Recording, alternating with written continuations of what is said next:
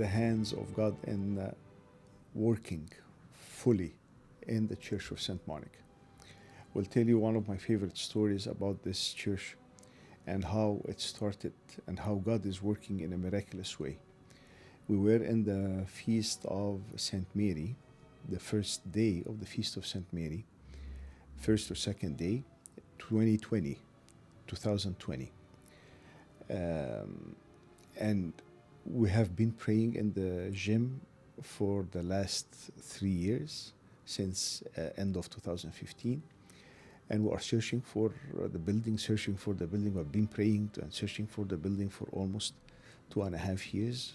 No luck, nothing is happening. We find places, it doesn't go through, and the whole thing.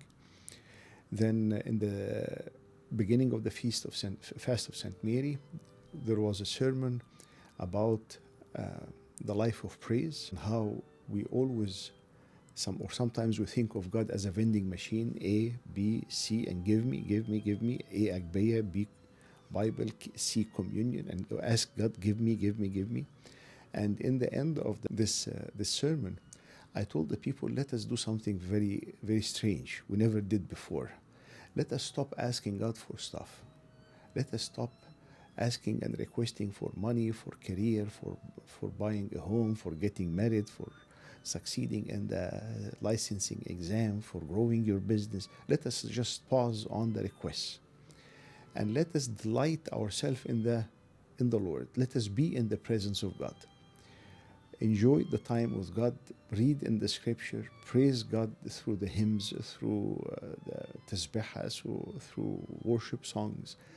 Spend time with God. Just have fun and enjoy God. Because in Psalm 37:4, it says, delight yourself in the Lord and He will give you the desire of your heart. Delight yourself in the Lord and He will give you the desire of your heart. And we agreed. And actually we have a recording of this sermon. This is before we got the building.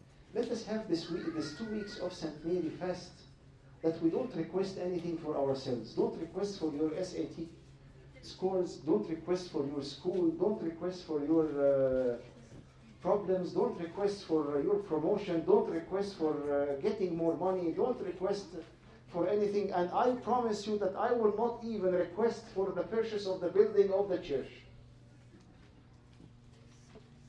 Don't request anything. Just tell God, I want to be in your presence. بقول لك تلذذ بالرب فيعطيك سؤل قلبك. Delight in the Lord and He will give you the desire of your heart without you asking it, because you have been delighted in the Lord.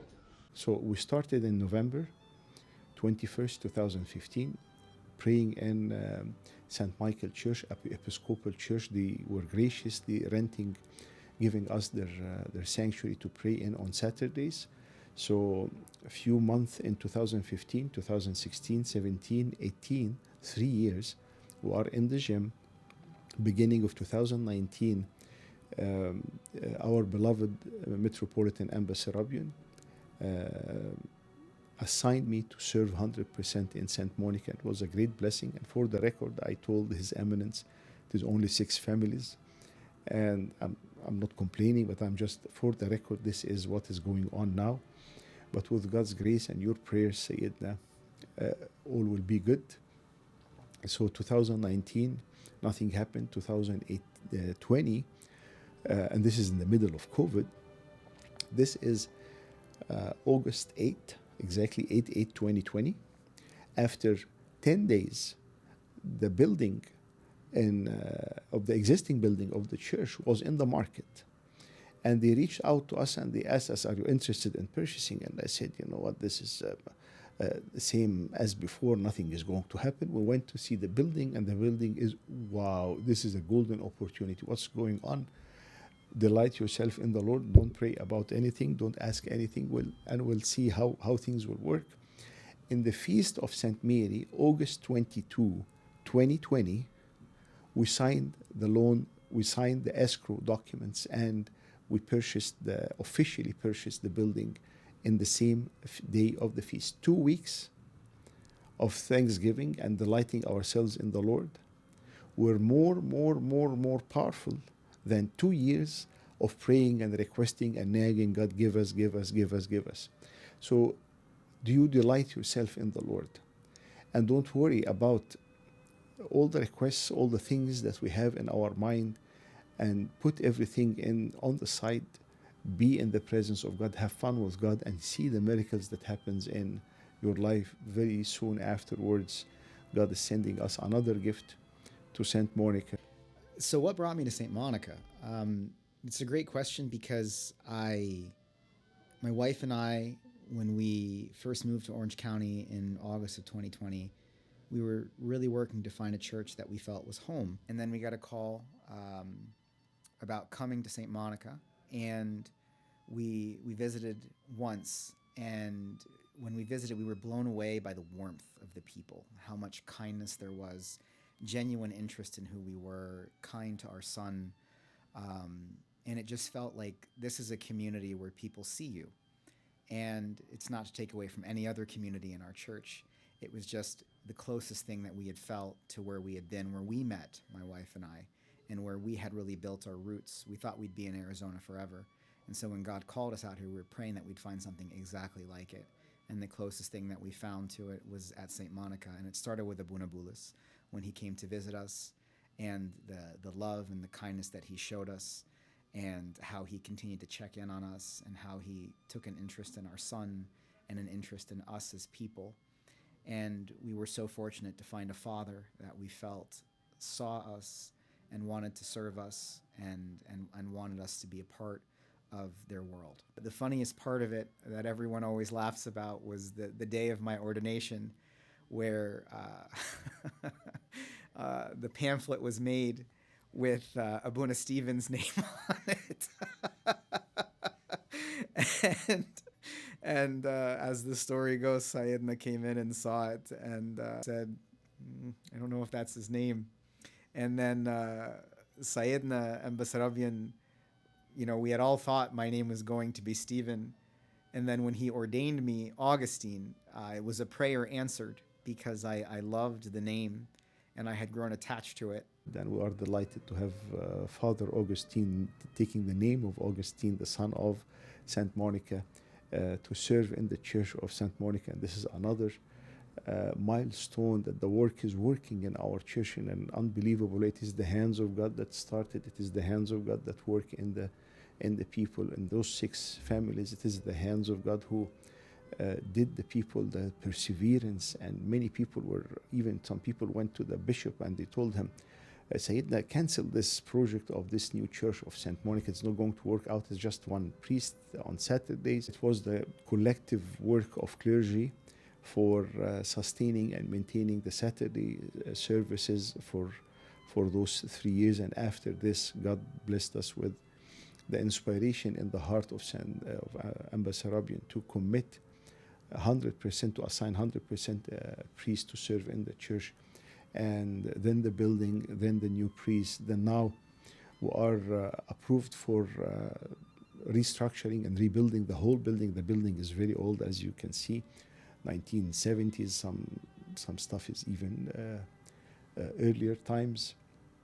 And we are building a place that will host and will be a home for the families, for the younger kids, for the youth, for all the people that love Saint Monica, and inspired by her story and how he changed through her prayers. Everything has changed in her life. You see the perseverance of Monica and the stubbornness of Augustine, and you see how the perseverance of Monica wore down the stubbornness of Augustine, that she would not give up on her son despite how strong-willed and stubborn he was. And he realized that his talents and his gifts and his desires were never going to be enough. And it was in that moment when her perseverance won his stubbornness and caused him to pursue stillness with God. And that is why he says that our hearts are restless, God, until they rest with you. And they called him the son of tears, because St. Ambrose, when he met St. Monica in Milan, in Europe, and he told her, be assured, lady, that this the son of tears will never perish. And she took this as a sign from God to continue praying, even if there is no outcome, even if there is no change. And this almost lasted for 20 years. But it is not only St. Augustine, it is her mother-in-law returned back to God, her husband who was uh, indulging in sinful life returned back to God, and her son became a great saint. All of this because of the perseverance of St. Monica, the patron of our church. St. Monica was indiscriminate in who she served. She went to those that were in need. The other part of it is that she started in the family. She started in the family. She started serving her home. And by serving her home, she ended up serving others. And I love that about her. And it's something that we talk about a lot at St. Monica, as we talk about the importance of serving the home in order to serve others. And so the perseverance of St. Monica and the willingness to serve those who, are family to us, which is the congregation and one another, the spiritual family, that perseverance of service manifests in the growth of the church. The number one goal that we have when you come to St. Monica is that you're connected to Christ. And number two is that you are seen. The widow, the orphan, the traveler, the stranger. The stranger in particular is the one that I see constantly at St. Monica. And we want that stranger to no longer feel estranged, but rather to feel seen, because Christ saw the stranger and he came and comforted him. And so we see in St. Monica's story that she allowed no one to be a stranger. She served them. And because she served them, she gave us the model of service in the church that we follow, to serve one another in the family, and then we can reach others through that. St. Monica as a church based on the name of St. Monica, who worked so hard for the salvation of her own family, feels like a big family. You get to see the beauty of the generosity of the hearts of so many. You get to see how St. Monica has a special place in so many people's hearts. And silent services that people do to empty themselves for the sake of others, for the sake of the growth of the church. And we are so spoiled at St. Monica that we have so many wonderful people who love the saint, love the church, love the people, and have invested so much of themselves, both emotionally, physically, sometimes financially, into the growth of the church. And it's why, you see Sunday, it's unbelievable how many people there are, thank God, and may it continue. Not that numbers are what matter, but rather that people feel a connection to this place. The connection and the love and the fun and the great events and the services that is happening and reaching out to the younger generation, to the young professional, to the kids, to the youth, to the families, to the older people, to the women, to the men, in different ministries, to the deacons, to the sports ministry, to the festival, to the family retreats and the youth retreats, and all of the ministries. I don't want to, and the kids choir and the youth choir, and you go on and on and on with all this. But the amazing thing is this feel of a family, that we are one family together, and may God keep the oneness and the unity in the church with your prayers. We continue praying, delight yourself in the Lord, be in the presence of God, and you will see the hands of God working in your life like never even imagined how this work. It is not requesting, it is delighting ourselves in the presence of the Lord, having fun with God, spending more time, put aside our request and see the hands of God working in your life, in the life of your family, and the life of your kids, and the life of your siblings, and everyone around us. And this is simply the story of the church as a history, where the milestones and where we are. And now we are in the, what is coming is, we had the building, we stayed 4 years in the city of Costa Mesa, trying to submit and go back and forth, and we got the final approval of the plans, the outline of the building, the heights of the building, the footprint, the traffic. All of this has been approved Memorial Weekend 2024, and since then we are working on the paperwork. It's almost done, ready for submission. If not, it might have been submitted already, and we are in the city waiting very shortly to get final approval and then break ground and start building the building. And this will never happen without the work of God in your heart to support the church. my request and my plea to you, if Saint Monica, through her life or through her prayers or through her inspiration, that God will work in your heart to support this project from your donation, through your prayers, through your support, through your care, through your time, by any other means, because without your help, without your involvement, without your support, nothing is going to happen. I know where God guides, He provides, and we have 100% faith in this. Where God guides, He provides, and He has guided us through all of these steps to get the building to serve not only this generation, but for the next 10, 20, 30, 40 years to come, for your kids, for your grandkids, for the grandkids. And we are dreaming of the day that will everything will be ready with your prayers and your support, that we will have the new building ready to go to delight ourselves in the Lord, so as He will give you the desire of your heart. The words that I have for all of my amazing brothers and sisters, number one, I want to congratulate you on 10 years of faithfulness. That our perseverance and your perseverance is why Abuna and I continue to labor so deeply, obviously to honor God, but we are connected to you and we feel you as a part of us. So I congratulate you on 10 years, and may we have 100 more for our kids to get married in this church and our grandkids to get baptized in this church, and many, many, many meetings and services and blessings. And may God continue to bless you and your families and your livelihoods. And may He bless this church infinitely. This is the message of our church, the story of our church. Just be faithful in whatever you have and delight yourself in the Lord, and God will bring everything, will bless everything later on, and you will see the fruit that you even did not imagine.